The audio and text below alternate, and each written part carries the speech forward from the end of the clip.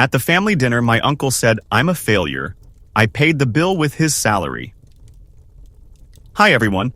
Before we get into today's video, I need your help. We've noticed that the channel's reach has been dropping a bit, and one of the best ways you can support us is by subscribing. It's quick, free, and helps us keep bringing you new and interesting stories. Your support means the world to us, and together we can grow this channel. Thank you so much. Now let's get to today's story. I'm writing from a temporary account for obvious reasons, and I've changed some details to protect my anonymity. The waiter placed the leather check presenter on our table with that practiced smile that said he'd seen everything. Inside was a number that would make most people's eyes water. 2,147 for dinner for 12 people at Morton's. My Uncle Derek was already reaching for his wallet, making a show of it like he always did. "Don't worry, everyone, I've got this," he announced, chest puffed out. Someone has to be the responsible one in this family. His eyes found mine across the table, and I saw that familiar glint. The same look he'd given me since I was 8 years old and spilled juice on his leather couch. The look that said I was about to become tonight's entertainment. "Actually," Derek continued, his voice getting louder, "speaking of responsibility, maybe it's time someone had a real talk with our Marcus here about getting his life together." The table went quiet.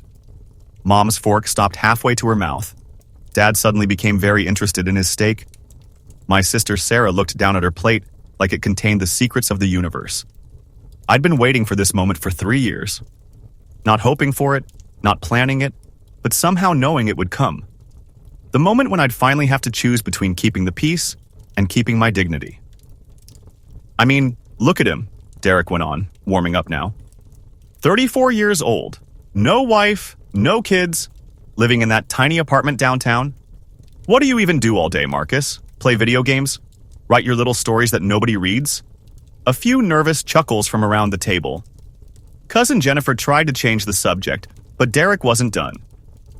"You know what the problem is with your generation? No work ethic. Back when I started at the dealership, I worked 16-hour days, built something with my hands.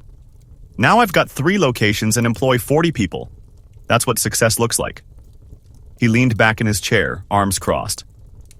"But Marcus here thinks success means..." "What exactly? Sitting around hoping someone discovers your talent? Face it, kid. You're 34. This is who you are. The family disappointment." The silence stretched out like a held breath. I could feel everyone's eyes on me, waiting for my usual mumbled response, waiting for me to shrink back into my shell like I'd done 1,000 times before. Instead, I reached for the check. Let me tell you how I got here. How the kid who couldn't do anything right in Derek's eyes ended up holding a piece of paper that represented more money than he'd see in a year. It started with rejection. Lots of it. Growing up, I was the weird kid who read programming books for fun and built computers in his bedroom instead of playing sports. While Derek's son Tommy was scoring touchdowns, I was scoring nothing but eye rolls from relatives who couldn't understand why I spent so much time staring at screens. "It's not a real job," Mom used to say when I told her I wanted to work with computers. "You need something stable, something you can count on." Dad was worse. He'd introduce me to his friends as my son who plays with computers, with this apologetic smile that made me want to disappear into the floor. College was supposed to fix me. Business degree, they said. Something practical. But even there, I was the quiet kid in the back of the class. The one who finished projects early and got weird looks from professors who couldn't figure out why I was wasting time on computer stuff instead of focusing on my coursework. After graduation, I bounced between a few corporate jobs. Marketing coordinator, junior analyst, customer service supervisor. Each one sucking the life out of me a little more. Each family gathering became an exercise in creative excuse-making. Still at that, what do you call it? "Data place?" Aunt Linda would ask. "How's the computer thing going?" Uncle Derek would chip in, like I was still 12 years old and showing him a drawing I'd made. The worst part wasn't their dismissal. It was how right they seemed to be. By 28, I was exactly what they said I was. Underemployed, underachieving, under everything. That's when I started staying home from family events. The change began with insomnia and YouTube videos. I'd been laid off from my analyst job at a consulting firm. They called it restructuring, But I knew it was because I'd questioned one too many processes that made no sense. I had severance pay and unemployment, but I also had time. Dangerous amounts of time for someone who'd spent years feeling like a failure. 3 a.m. on a Tuesday, I stumbled across a video about cryptocurrency mining. This was 2017, back when Bitcoin was just starting its climb, and most people still thought it was internet funny money. The guy in the video was explaining blockchain technology like it was the most obvious thing in the world. Something clicked.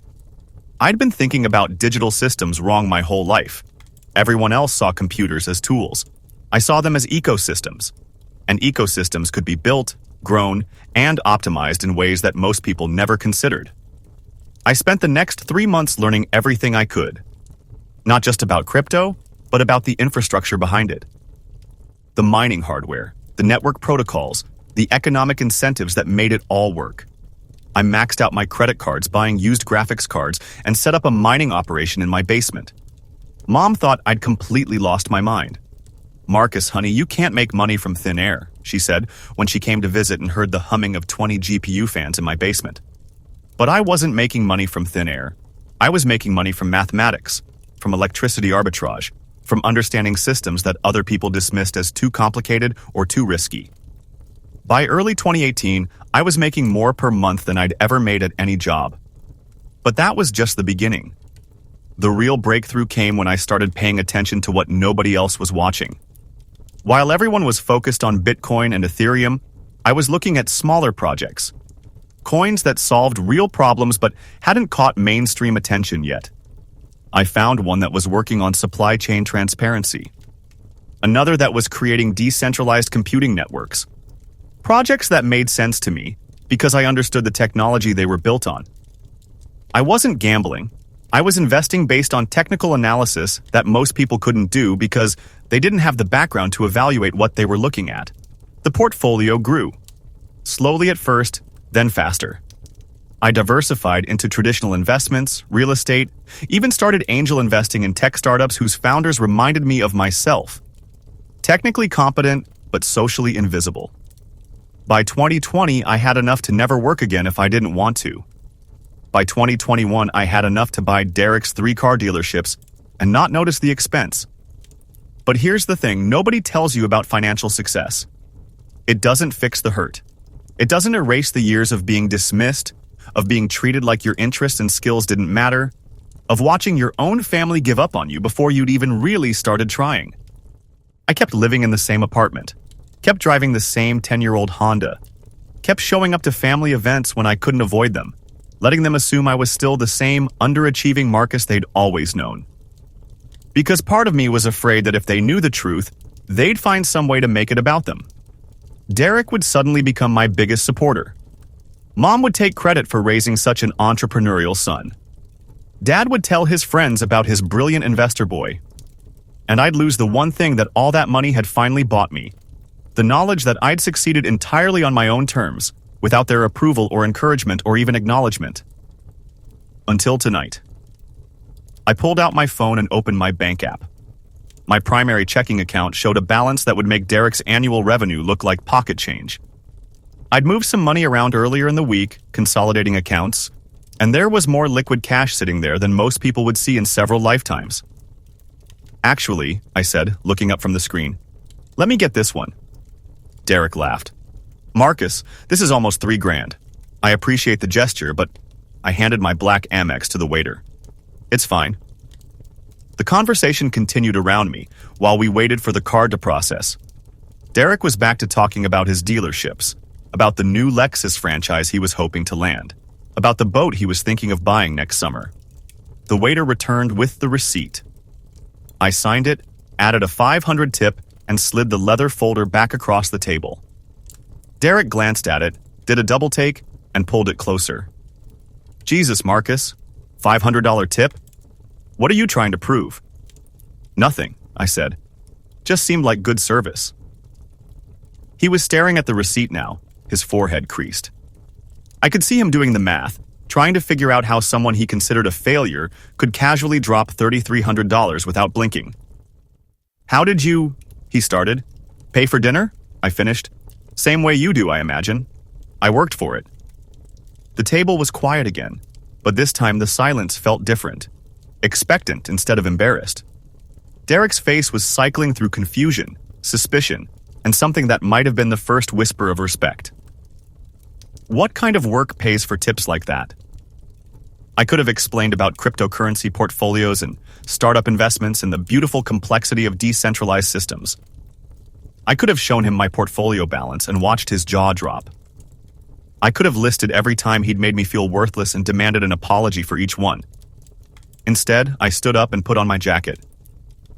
"The kind you wouldn't understand," I said quietly. "Thanks for dinner, everyone. It was educational."